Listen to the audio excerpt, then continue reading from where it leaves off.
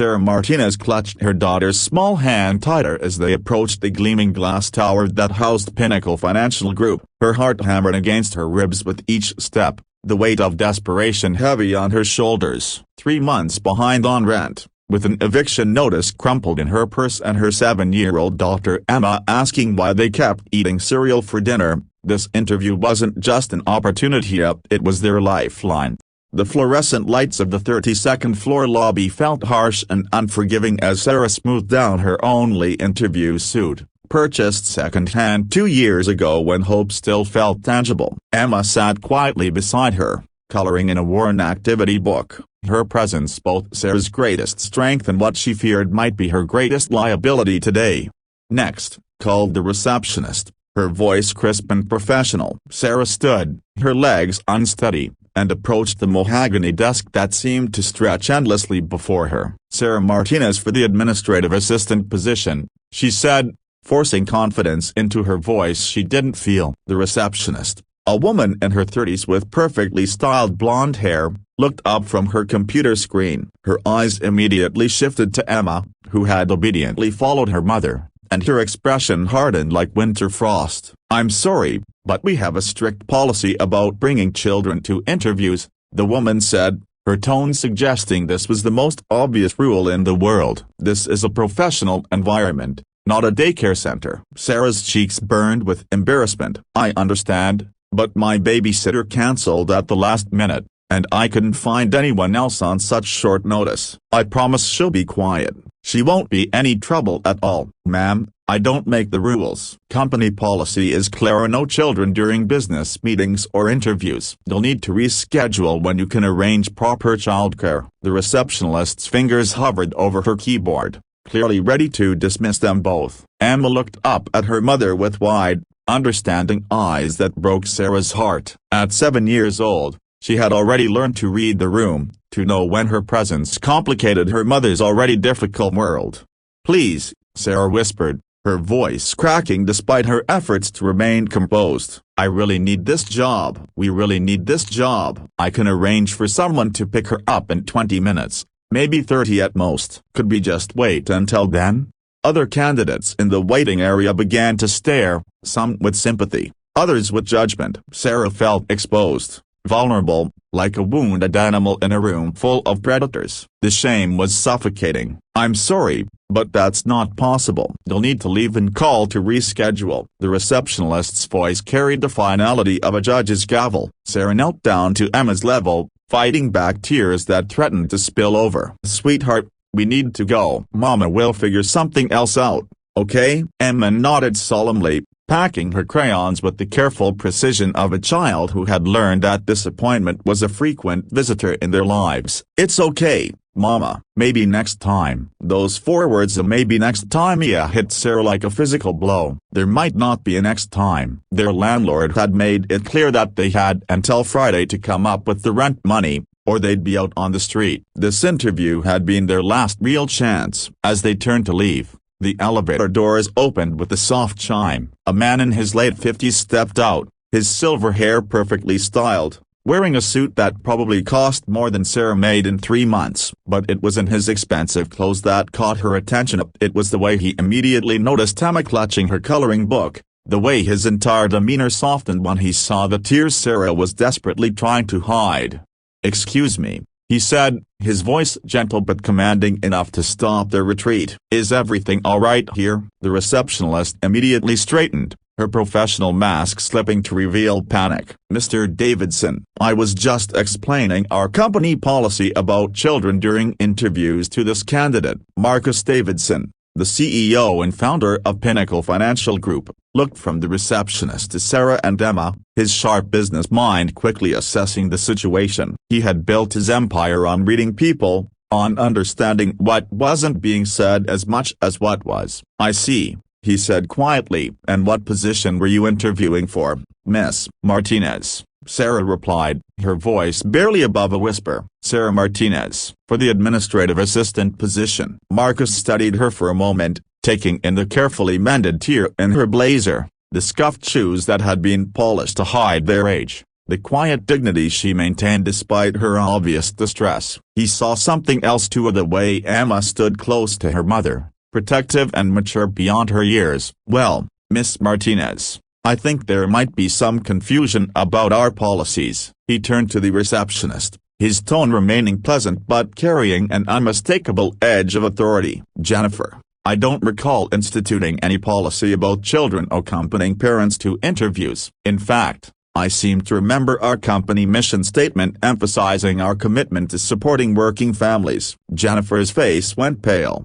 I thought it was company policy, sir. I was trying to maintain a professional environment." "I appreciate your dedication to professionalism," Marcus said, his words measured. "However, adaptability and compassion are also hallmarks of professionalism. Wouldn't you agree?" He knelt down to Emma's level, just as Sarah had done moments before. "What's your name, sweetheart?" "Ma," she replied shyly, hugging her coloring book closer to her chest. "That's a beautiful name. What grade are you in?" "Emma, 2nd grade. I like math and reading."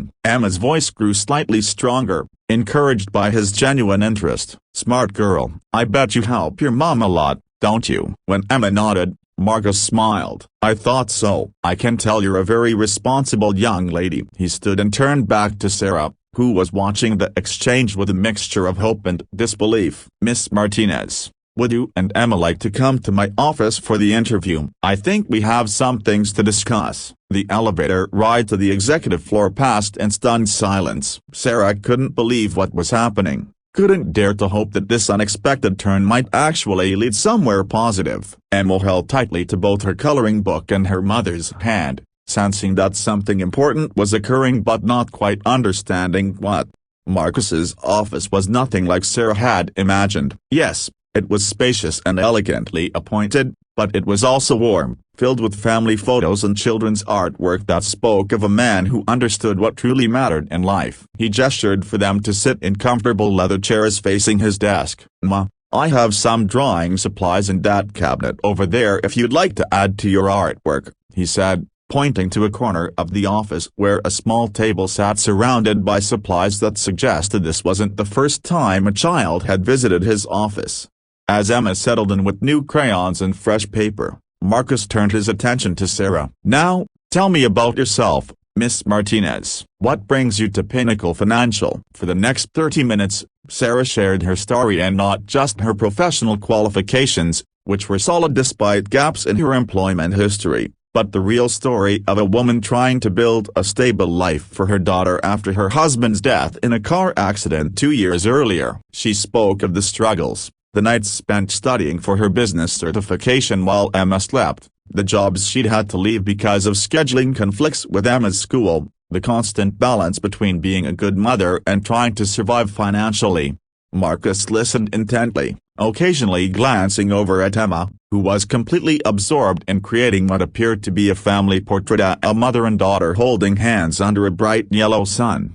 "You know," Marcus said finally, "I started this company 25 years ago with nothing but a business plan and a loan my mother co-signed. I understand what it means to fight for something, to build from the ground up." He paused, looking at the family photos on his desk. "But I also understand that the most important job any of us will ever have is being a parent." Sarah felt tears threatening again, but this time they weren't tears of shame, they were tears of recognition, of being truly seen and understood by someone who had the power to change her life.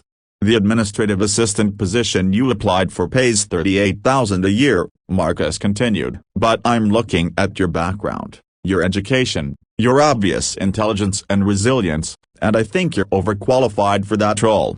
Sarah's heart sank. Overqualified was just another way of saying they wouldn't hire her. "Which is why I'd like to offer you a different position," Marcus continued, surprising her once again. "I need a new director of operations, someone who can handle complex scheduling, manage multiple projects, and work directly with me on strategic initiatives. The salary is $65,000 a year, plus full benefits and flexible scheduling to accommodate Emma's school needs." Sarah stared at him, certain she had misunderstood.